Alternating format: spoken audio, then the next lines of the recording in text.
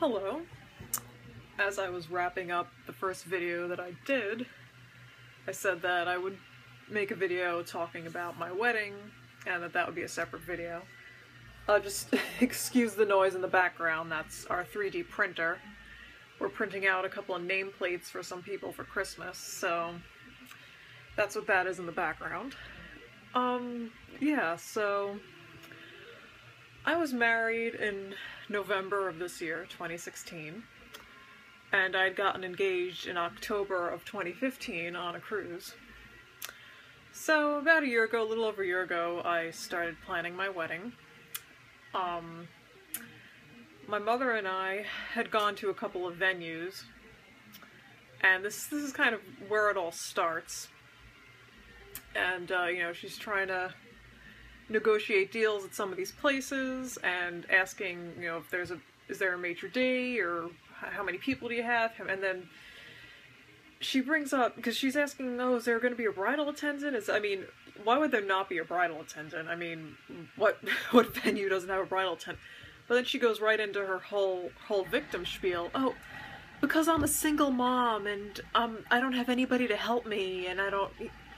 Which, again, makes no sense, because if my father were in the picture, if she did have a husband or I had a stepfather or something, what would he be doing at the wedding? You know, like, would he be doing what a bridal attendant does? No, doesn't make any sense, unless... In her head, though, she probably thinks that that's what husband is supposed to do, just take orders from his bitch wife, like a little bitch boy, and go around and act like the bridal attendant. But, you know, I think she knows it doesn't make any sense. I just think she wants to get pity out of these people at these catering halls. Oh, because I'm a single mom. She's just looking for pity, and any stupid question she could ask to segue into that, you know, she's gonna ask. And it's so funny, though, because it's 2016. You know, she's no kid. You know, a lot of people her generation, this day and age, a lot of women are divorced. A lot of women her age, their husbands have died. You know, it's just... She thinks she's the only one in America, like, boo-hoo. You know, there are no other single moms in this country, and give me a break. You know, so there's that, and then when I went to try on some dresses, just as like a preliminary, you know, try on, just to see what styles were out there, because I really hadn't thought about it before I got engaged, and I tried on 2 dresses, and one was $100 more than the other one. Neither of them were that expensive for bridal dresses. So I'm trying one on, and my mom's like, oh, well, this one is $100 more than the other one. And she said she'd pay for my dress. So I was like, well, if it was my favorite dress and I really loved it, would $100 really make a difference? She's like, well, it's my $100. Wow. So I can't even pick a dress that I like without her guilting me into how much money she was spending. And then it's really not about the money with her. It's about manipulation and control. Because any time during the wedding where she didn't like the way I wanted to do something, or she didn't like my opinion, she'd throw it in my face that she was paying. And I said to her, well, Ma, you know, I can pay for it if it's that much of an issue. And then she turns around, it's not about the money. When 10 seconds earlier it was about the money, but it's really not about the money. It's about manipulation and control. And her trying to shape my wedding and my behavior and my look, my appearance that day, and all based on what she thinks other people think, and how what I do, what my husband does, what I look like, reflects on her. You see, so it's not about the money per se. Money is just a tool that she uses to get what she wants. You know, it's... Because if it were really that much about the money, she probably wouldn't even be paying, if she was as broke as she wants people to think she is. And this whole other thing, you know, so the venue and the dress and this whole other thing, you know, I was raised Catholic in my younger years, but like a lot of my generation, I don't feel particularly connected to my religion. A lot of people my age don't. I consider myself more spiritual than religious, and my husband is the same. And before I even really got serious about the wedding planning, my mom would say to me, well, you want to get married in a church, and you want this, and you want that, and no consideration. She just assumes because she wants something, or she thinks other people in the family want it, that it's what I don't exist as a human being. I'm just an extension of her and a reflection of her and what she thinks other people want from her. So my husband and I decided that we wanted to do an on-site ceremony at the catering hall and not do it in a Catholic church because neither of us are particularly religious. This resulted in a 3-hour death match with this bitch. I don't remember exactly how it started, but he and I were both saying we're not particularly religious, and she was saying, you know, what an embarrassment I am and how I let her down because she raised me a certain way and I'm not complying, and she got in my husband's face, my fiance at the time, and said, "What's your problem with the Catholic Church?" And he had his grandparents, I think, his grandmother was Catholic and his grandfather wasn't. I don't know the whole story, but make a long story short, his grandmother had passed away, and then when his grandfather died, the Catholic Church was so rigid, they didn't even want to bury the guy next to his own wife, because he was of a different... It's just asinine. I mean, just welcome to the 21st century. I just don't get it. So he answered her, but she didn't really even listen to him, even though she kind of pressed him for the answer. She just kind of kept talking over him. So she gets in his face again, says, "Do you believe in God? Because if you don't, there's something wrong with you." Just... And she, to this day, she's still, I don't confront her on this whole argument and the whole drama that she caused, because I know it only brings up more drama, so I don't go there. But if she brings it up, and I say, well, you know, the way you treated me and the way you treated him in front of me was absolutely disgraceful, she still acts like the victim, and then I'm the perpetrator in the whole thing. So, you know, and he still remembers this night, too. He was chewed up and spit out by this demon of a mother that I have.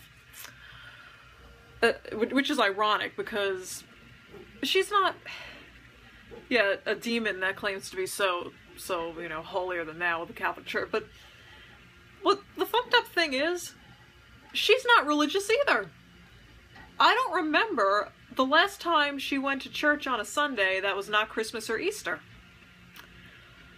But, you know what, it's not about, really, the religion and God and all that. No, it's what will people think. That is the driving force of everything this woman does, and everything, it's all about, you know, her rich relatives or who she thinks has money and portraying a certain image. It's not about the religion, because she's not even that religious either. But if you thought it was bad enough that she got in my fiance's face and just terrorized him, basically. Well, he's my husband now, but at the time it was my fiance. I was over her house, I think it was the day after Thanksgiving. I was still sort of living there on and off, and I was decorating for Christmas, and I was putting together this gingerbread house, which... it's supposed to be a fun activity, you know, it's supposed to be like stress relief, like a fun, creative activity. I'm sitting at the kitchen table. She comes and sits across the table from me and starts saying how devastated she is about my decision and how she's been losing sleep over it for a week. I said, well, Ma, you know, my husband, Josiah, and I, we've been having anxiety attacks from the way he screams at us for hours on end. I'm having trouble sleeping. And then she says to me, oh, so this is a problem then. I wanted to jump over the table and strangle the woman to death with my bare hands. Just no insight to anything, her own behavior, to how I'm feeling. And it's ironic, because my whole life I've been told that I'm a social retard, and I don't know how to act, and I don't get things, you know, everything goes up, like I'm this, basically book smart, but the way she describes me is almost like I'm like on the autism spectrum. But any subtlety or sarcasm or inference goes right over her head. She just does not get...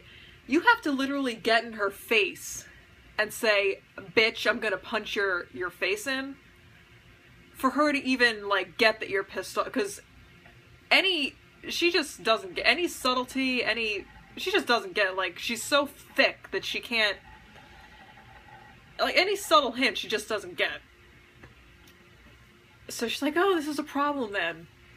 And then I said, yeah, it is a problem, and, you know, the way you treated me that night, and my fiance, and the way you spoke to him was absolutely disgusting. I said this to her, I'm like, there's no excuse for the way you behaved.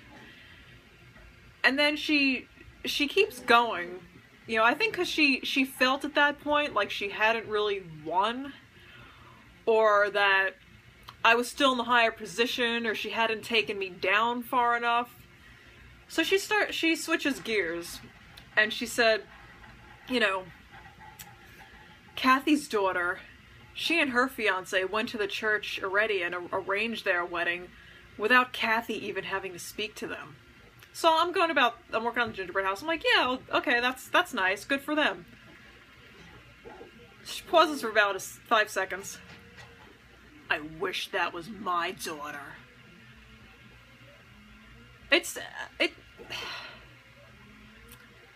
I know she thinks she's, like, brilliant when she's doing all this, but anyone with a brain could see that she's trying to instigate. I mean, to say something, and then you don't get the reaction out of me, and then you gotta go lower, and lower, and lower. It's just, it's so obvious. And the thing too is, like, she's the type too, she thinks she's so covert. And, like, anyone with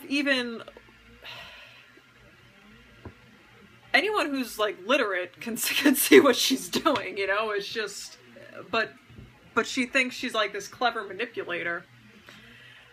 And she can be at times, but she tends to be more in the infant, like, childlike domain a lot of the time. So that was the whole thing about the church.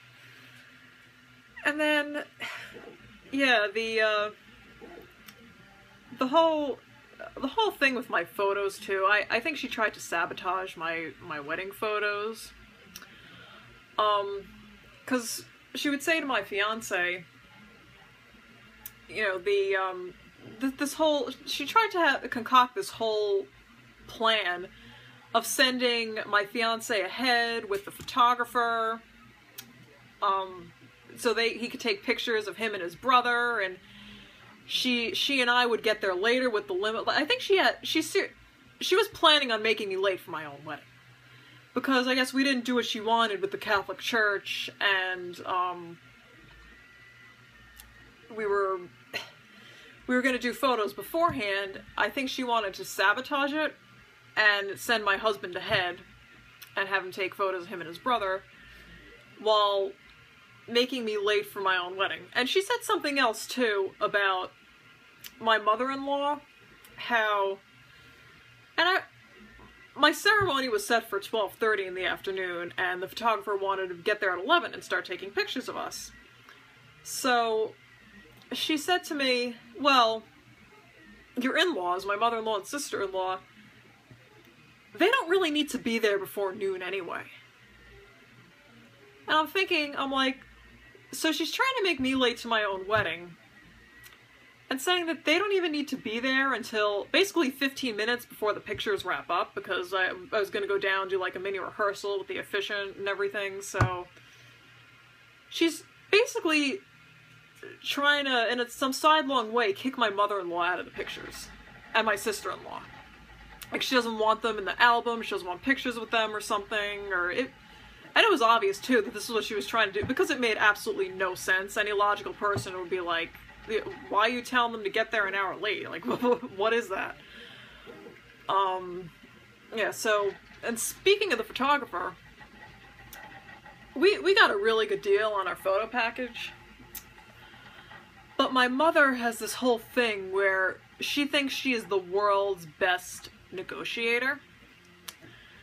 And she will start an argument with somebody to try to get... I don't think it matters to her. Like, we paid around $3 grand for our photos, but I don't think it matters to her if we save $5 on a $3,000 bill, just so she can tell people that we got a deal because of her and what a good negotiator she is. I remember it was about a week or so before my wedding where the photographer had called me on my cell phone. I was over at my mom's house, and I picked up the phone, and I'm talking to this one, confirming all the details, and my mother takes the phone from me.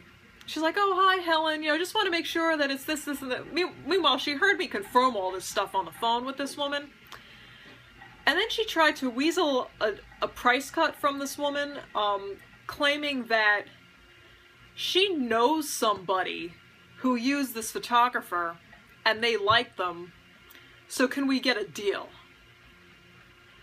So she didn't even say outright that she recommended them to these people, just that she knows somebody that thought they had, that was happy with their photos.